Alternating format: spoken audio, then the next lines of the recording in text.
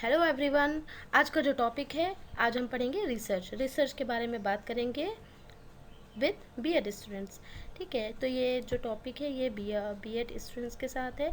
आप लोग नोट्स भी ज़रूर बनाइए और जहाँ रिक्वायरमेंट है डायग्राम की वहाँ आप डायग्राम ज़रूर बनाइए, तो आपके लिए अच्छा होगा।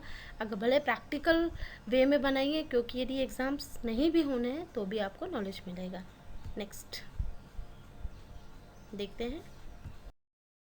Yes, there's a first definition of research. There's a very technically definition: the collection and analysis of information on the world of education so as to understand and explain it better, कि हम जो information collect कर रहे हैं वो किस प्रकार की है और उसको जो हमने कलेक्शंस किया है किसी भी डेटा का, तो वो कितने पॉइंट तक, कितने परसेंट तक हम उसको समझ पा रहे हैं, और यदि उसमें कोई भी चेंजेस करने हैं तो हम उसमें अपडेट करके या मॉडिफाई करके उसको और अच्छा बेटर कर रहे हैं। ठीक है, तो इसके लिए आपको 3 लोगों की ज़रूरत है। मतलब एक ऐसे ऑब्जेक्ट्स की तरह अगर हम बोल सकते हैं, फर्स्ट है practitioner, like educator, like teacher. Secondary search after truth, कि जो आपने डेटा लिया है उसको जो आपने एनालाइज किया, तो उसमें यदि कोई कमी तो आपने ऐड किया, और यदि वो कोई भी अगर बिटवीन अवर्स यदि आपको वाइल रिसर्चिंग यदि आपको कुछ ऐसा फॉल्स डेटा भी अगर आपको समझ में आता है तो आप उसको अलग कर सकते हैं और नया डेटा अपनी जगह रख सकते हैं। और थर्ड है पॉलिसी मेकर, की पॉलिसी मेकर की इसलिए ज़रूरत है क्योंकि पर्टिकुलर कोई भी काम होता है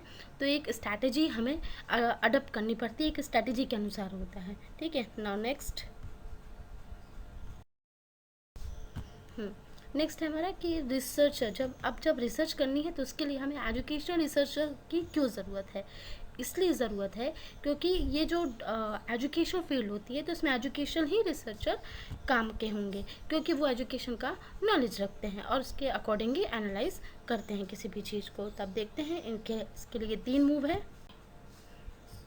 ठीक है, 3 मूव हैं और दूसरे शब्दों में हम कह सकते हैं कि इसके 3 रीजंस हैं। कि फर्स्ट है ये कि to explore and ideas, generally है कि ये चीज़ डेफिनेशन में बिल्कुल क्लियर है कि हमारे आइडियाज़ वो क्या होते हैं, एक्सप्लोर होते हैं। फिर है एनालाइज होते हैं, पॉलिसी जो हमारी स्ट्रेटेजी है, जो हमारी थिंकिंग लेवल है वो हमारा एनालाइज होता है, वो हमारा ग्रो भी होता है इसके साथ। फिर है to adopt a new approach, और हमारी एक अप्रोच बनती है जब हम कोई भी रिसर्च करते हैं। रिसर्च करते समय हमें बहुत सारी चीज़ें मिलती है, जब हमें बहुत सारी चीज़ें हमें सर्च करते हैं तो हमें जब यदि मान लीजिए हम सिंपल है कि जब हम गूगल में अगर एक कीवर्ड डालते हैं तो हम उस समय बहुत सारे कीवर्ड देखते हैं और उनके मीनिंग देखते हैं।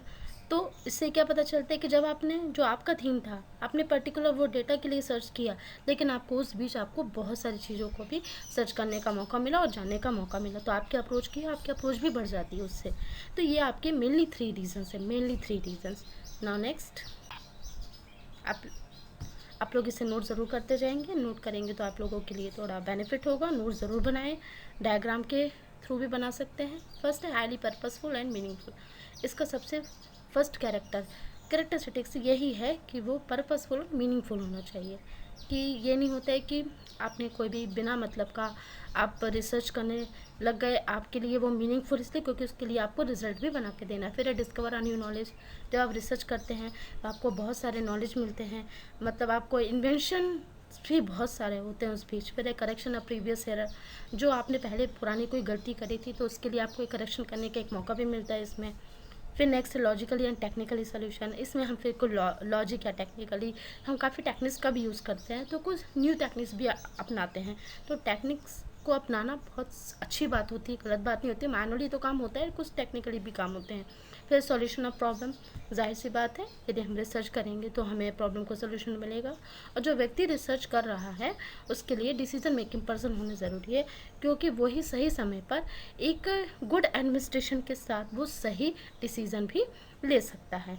ठीक है, तो एडमिनिस्ट्रेशन का भी सही होना ज़रूरी है। और उसके बाद एडमिनिस्ट्रेशन का जो बंदा है, एडमिनिस्ट्रेटर जो होता है, उसके लिए क्या है कि उसको भी तरीके से सारा रोल प्ले करना है। फिर है डेटा का एनालिसिस करना, डेटा एनालाइज करना तो बहुत ज़रूरी है। इसके लिए सबसे मेन पॉइंट वही है क्योंकि उसी के बेस में हमारी रिसर्च बेस्ड होती है। फिर है management should be well organise, management भी बिल्कुल वेल ऑर्गेनाइज होना चाहिए कि वो जो अपने रूल्स रिस्पॉन्सिबिलिटी या रूल्स और रेगुलेशंस जो वो बता रहा है तो वहीं वो मैनेज हो रहे हैं कि नहीं, वहीं फॉलो हो रहे हैं कि नहीं। और हमें डिफरेंट लोगों से भी बात करनी होती है, हमें डिफरेंट व्यूज़ मिलते हैं, डिफरेंट ओपिनियन मिलते हैं, तो उनसे भी हमारे लिए बहुत अच्छा होता है, क्योंकि जो एक अच्छा रिसर्चर होता है वो सबका ओपिनियन लेता है। ठीक है, ये है आपके मेन कैरेक्टरिस्टिक्स। अब नेक्स्ट हम देखते हैं कि रिसर्चर की कुछ ऐसी method, ideas, documentation and checklist. ठीक है, आइडियाज़, फाइल्स का मतलब होता है डॉक्यूमेंट्स वगैरह को जो मेंटेन करते हैं या पीपीटी बनाते हैं या फिर प्रेजेंटेशन क्योर करते हैं उसके लिए, और फिर चेकलिस्ट के लिए। ठीक है, अब यहाँ है उसकी बहुत सारी मेथड्स कि बी फ्लैक्सिबल होना चाहिए, what they should be done, plan, organise, reason. I think ये वर्ड से आप पहले ही अवेयर हैं। कंपेयर करना, कॉन्ट्रास्ट मतलब है कि हाईलाइट होनी चाहिए चीज़, इवैल्यूएट मूल्यांकन करना। ठीक है, एग्जामिन समय समय पर उसको मतलब हमें एग्जामिन करते रहना चाहिए। फिर स्टडी इन्वेंशन, यदि आप स्टडी कर रहे हैं, रिसर्च कर रहे हैं, तो आपके लिए क्या होगा, एक ऐसा पर्पस मिलेगा कि आपको उसको स्टडी करने का भी मौका मिलेगा और काफ़ी चीज़ों को जानने का भी मौका मिलेगा। तो यही है कि मैथड्स क्या होती है, हर चीज़ की एक मैकेनिज़्म होती है। जब आप कोई भी टॉपिक लेते हैं तो मैकेनिज़्म बहुत ज़्यादा ज़रूरी रहता है, क्योंकि मैकेनिज़्म के बेस में यदि हम कोई भी काम करते हैं तो वो काम हमारा बहुत ही पक्का होता है। जैसे बोलते हैं ना, घर की नींव जो होती है यदि पक्की हो तो घर अच्छा बनता है। तो ऐसे ही कोई भी यदि आपने टॉपिक लिया, अगर आपने उसका मैकेनिज़्म बताया कि वो चीज़ हो कैसे रही है, तो वो मतलब मैथड्स, जिसको हम नॉर्मल भाषा मैथड्स कहते हैं, लेकिन एक्चुअली में ये होती है मैकेनिज़्म। तो मैकेनिज़्म आपको क्या करती है, उस चीज़ के लिए बहुत अच्छा परफेक्ट बनाती है, तो ये आपको परफेक्शन देती है। ठीक है, तो ये सारी चीज़ों को आप नोट कर लें और आपके लिए बहुत अच्छा रहेगा। ठीक है, और यदि आपको ये अच्छा लगा हो, पसंद आया हो, तो आप वीडियो लाइक कीजिए, शेयर कीजिए और सब्सक्राइब कीजिए, और ज़्यादा से लोगों को शेयर कीजिए, ताकि जो आपके फ्रेंड्स हैं वो बहुत अच्छे से सारी चीज़ों को समझ पाएँ और आगे बढ़ पाएँ। Now take care and bye bye.